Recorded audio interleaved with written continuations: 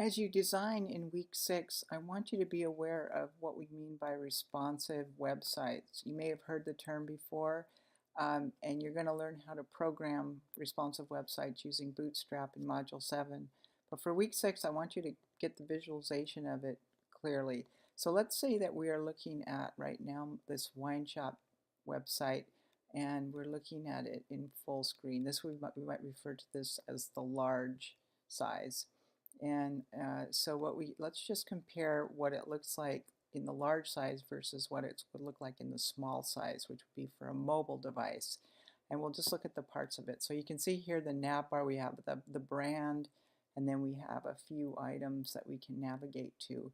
Now let's use DevTools by right-clicking on Inspect, and then using this toggle, you can see this toggle, to go from iPhone 6, which would be a small or mobile size, to our large size. Now, so what happens is, one thing is, because I have reduced the size of my viewport, Bootstrap has helped me to go from the hamburger, which is this kind of rolled up version of my nav bar, to full screen and back. So that's in my responsive site.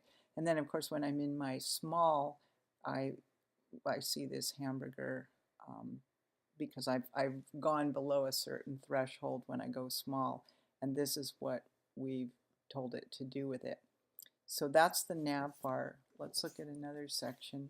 We have the carousel, and our carousel will just we'll see that it just kind of gets narrower and fits within the next vertical position.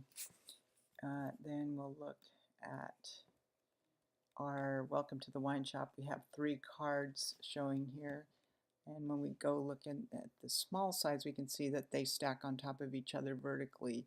So when making a design, and we're going to say design for a desktop and design for mobile, our desktop would have these 3 things laid out horizontally, but our mobile will stack them on top of each other vertically. Next, looking at the portfolio section, we have sort of a grid, a 3x2 grid, or sorry, 2x3 grid in the portfolio section on the desktop, but when we look at it in mobile, we are stacking them on top of each other vertically. So in terms of design, we can specify that when we go mobile, we want these items to be vertically aligned.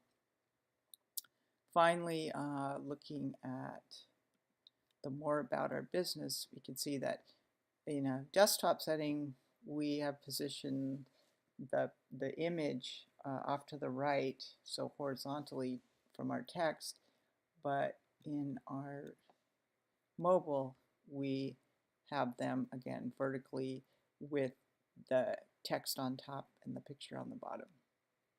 And then finally in the call to action, we also are able to manipulate that by moving the call to action button underneath the text.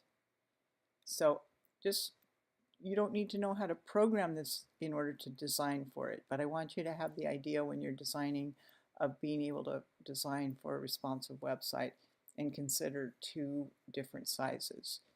You could actually consider 3 if you wanted, because when you go to iPad, you're going to have a 3rd size, which you can see that we don't have the hamburger, but we still do have some vertical. And in fact, instead of stacking our portfolios on top of each other, one